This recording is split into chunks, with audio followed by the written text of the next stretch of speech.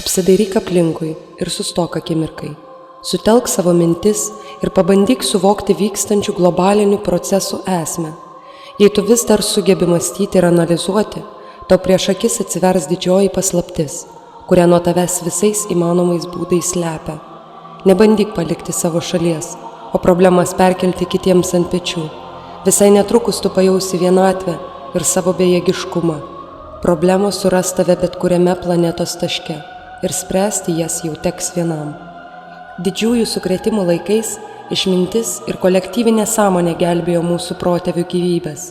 Ir šie laikai neišimtis. Permainų, maištų metais materialinės vertybės visiškai prarasdavo savo vertę. Vienintelis išsigelbėjimo kelias buvo tikėjimas, viltis ir meilė. Šiandieną mes turime būti kartu, kad galėtume nuversti dirbtinai pastatytą sieną tarp žmogaus ir kūrėjo. Kitaip...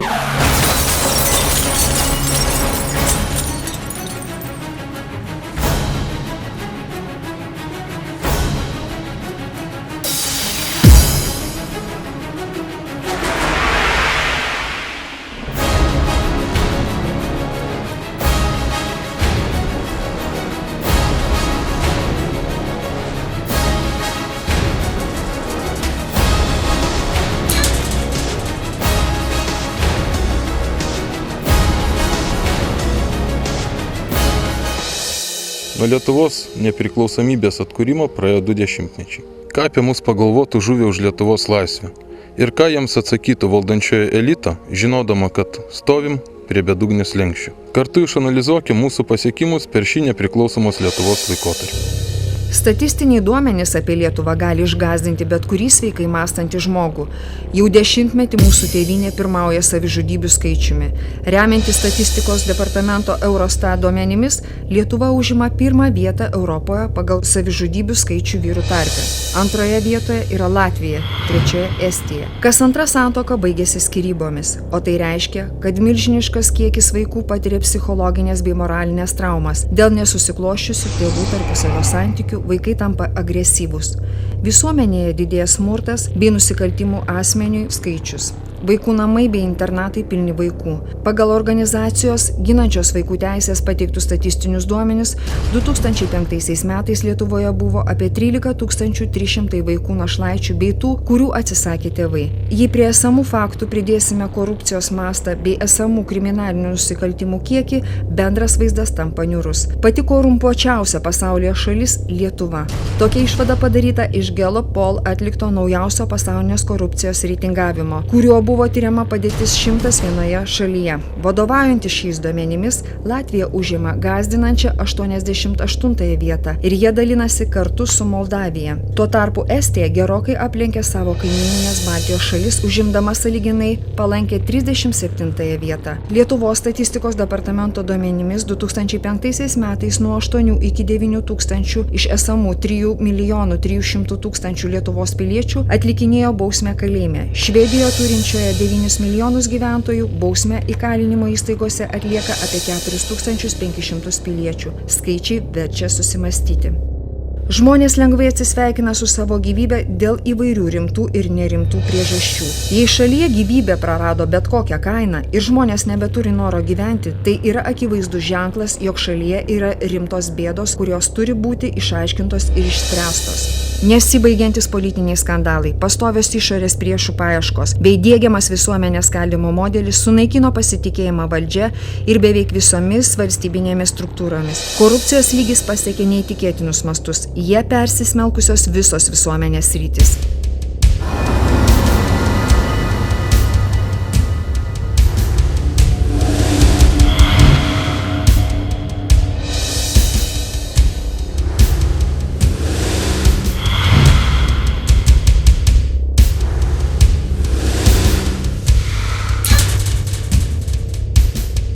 Dar vakar šiuolaikinis pasaulis su savo rinka, demokratija, progresu, pirmenybė materialinėms vertybėms atrodė nepajudinamas. Atrodė tai yra savaime suprantama, po nakties ateis diena, žiemą pakeis vasarą, ekonominis nuosmukis peraugs į naują pakilimą, o periodiškai atsirandančios problemos kaip nors išsispręs pačios. Bet štai įprastas pasaulis susvyravo. Netgi didžiausi storaodžiai pradeda suprasti, prasidėjo kažkas per daug neramaus, per daug grandioziško. Baisu. Vykstančių įvykių analizė rodo, šiuolaikinis pasaulis išeina į nebūtį. Tai ne individualybių kaita ir netgi ne epochų kaita. Įprasto pasaulio daugiau nebus, kaip nebebus daugiau šiltnaminių tropikų ir dinozaurų. Artėja įvykiai, kuriuos galima prilyginti pasauliniam tvanui ar ledynmečiui.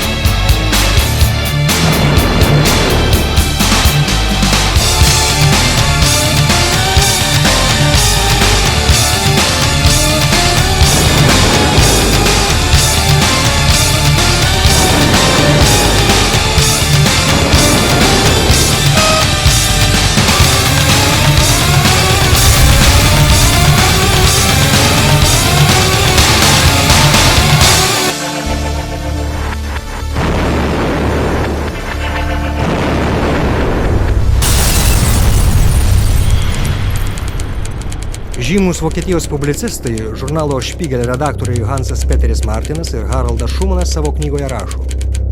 Prognozuojama, kad šio šimtmečio pasaulio ekonomikos funkcionavimų užtikrinti pakaks 20% gyventojų.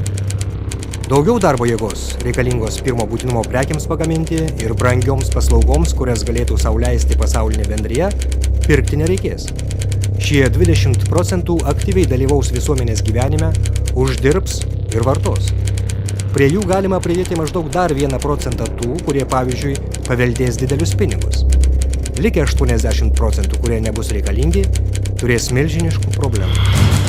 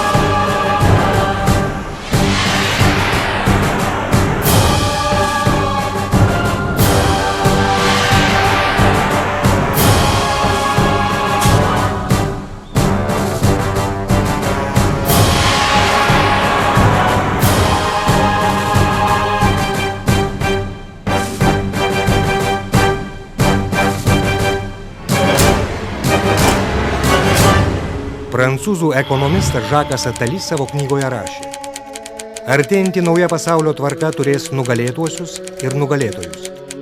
Nugalėtojų skaičius, žinoma, ženkliai viršys nugalėtojų skaičių.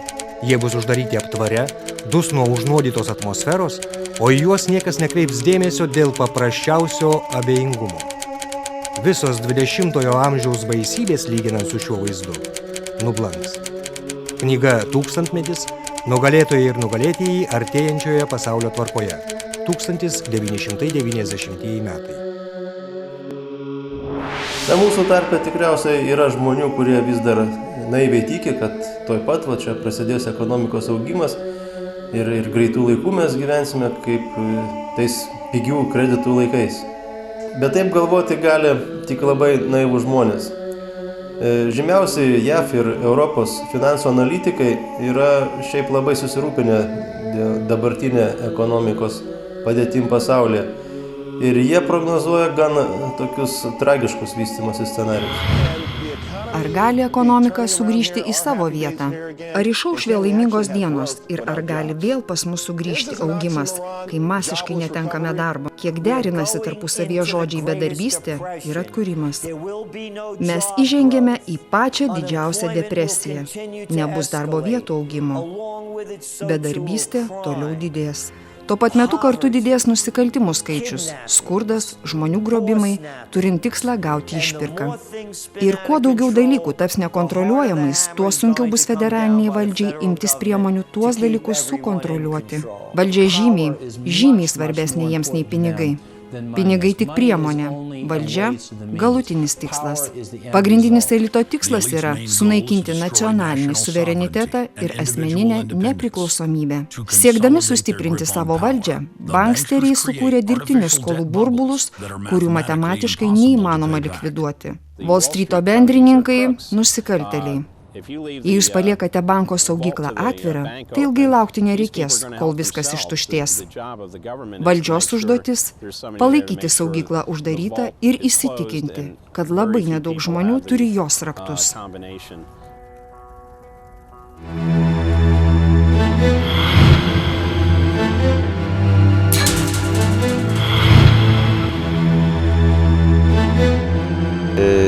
Labai daug įmonių Klaipėdoj, galima pasakyti, bankrutavo, atleidimas masinis darbuotojų vyksta, kaip Klaipėdos Baltijos laivų statykloj, ten atleidžiami yra